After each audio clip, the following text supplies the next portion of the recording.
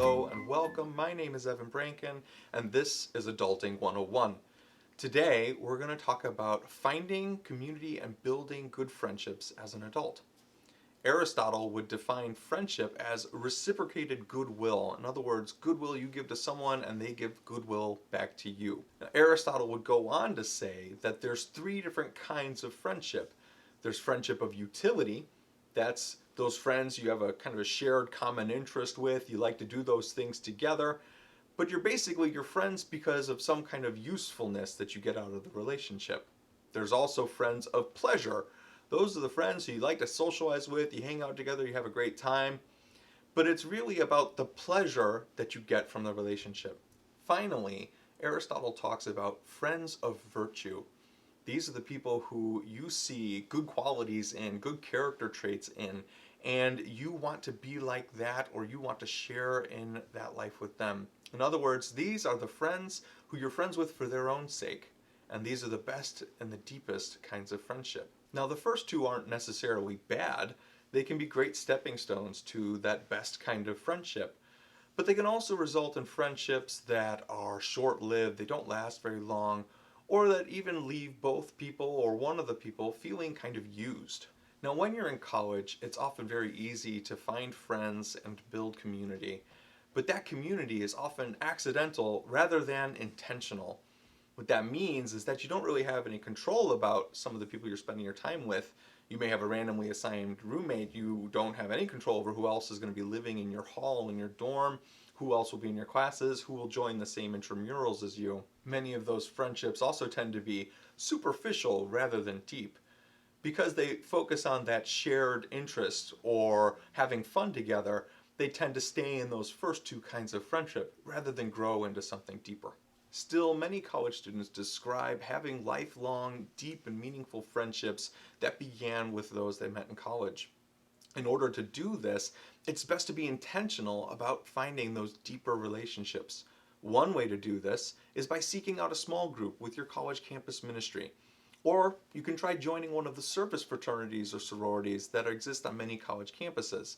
These give you a place where you can encounter and engage with people with shared values, and you can encourage each other to grow and support each other through the best times and the worst times. After college, you may find that you have a harder time building new friendships or finding good community. You're not going to have the same accidental opportunities. You won't be living in a dorm anymore. You won't have classes or intramurals anymore. But you may find you have some opportunities to grow and build friendships with your coworkers, which is a situation you may not have had before. Most people also tend to find that they have less free time available for those intramural style activities once they leave college. Or maybe you live in an area where there are not as many opportunities as you're used to. But that doesn't mean they're not out there.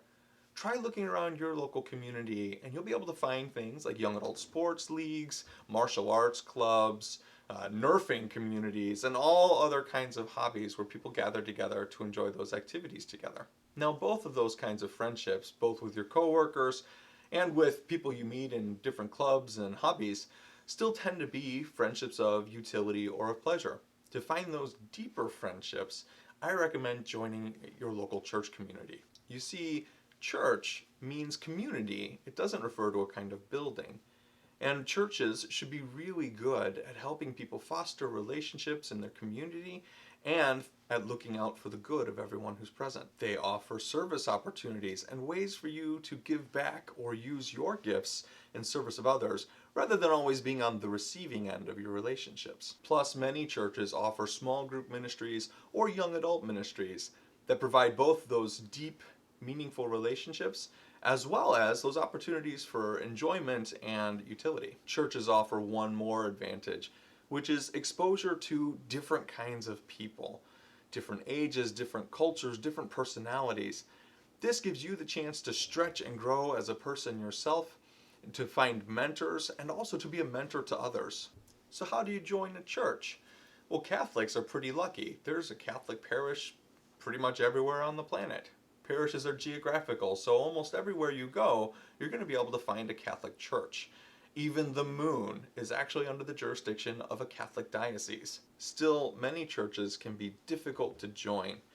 It can feel like they're not very welcoming when you first arrive. Or it can be difficult to even find information about how to join. Maybe the website's outdated, they don't have an app, you don't know who to talk to or where to sign up. To really connect with the church community, I recommend starting with going to Mass there consistently. Show up every Sunday. This will help you learn some faces, meet some people, hear the priest, get a feel for the culture. It'll help you build those connections in that community. But don't show up 5 minutes after Mass starts or leave right after communion. You'll never be able to meet people or build community if you're never there outside of Mass. Try coming a little bit early and greeting people as they come in. Or try staying afterwards, enjoy coffee and a donut, and introduce yourself to the priest. These will help you build those connections, and that will help you build that community. Recommendation number 2 for really connecting with the church community is check out the bulletin. There's a joke in church circles that if you want to keep something secret, put it in the bulletin. But the reality is, churches put almost all of their important information and events and opportunities in their bulletin, and they make it available every week. Many parishes even have it available online. So if you want to find a way to connect, check the bulletin. Speaking of online bulletins, almost every parish now will have a website. Sometimes they're out of date or they don't look very cool, but they will have important information on them. Mass times, confession times, special event schedules for Christmas or Easter, and information on the different ministries that each parish offers. So if you're looking for a way to connect or to use your gifts at your church, the website is a great place to start. For many parishes, it's important to visit the parish office. Some parishes will have office hours on Sunday in between Masses, but others will only be open during the week. It's in the parish office that you can actually register to join a parish. That will help you stay in contact with what's going on in the community. It'll also give you a chance to sign up for things like online giving or envelopes for Sundays, and otherwise just kind of connect with the staff at the church. Finally, one of the best ways to get involved at the church is to locate a ministry that you're interested in, reach out to them, and join that ministry. There's all sorts of ways to serve at the church, from mentoring youth and youth ministry to readings and Holy Communion at Mass. There's so much that you have that you can offer. That's a great way to become invested in the community and really have some ownership in it. These are all different ways that you can become involved in your local church community as an adult.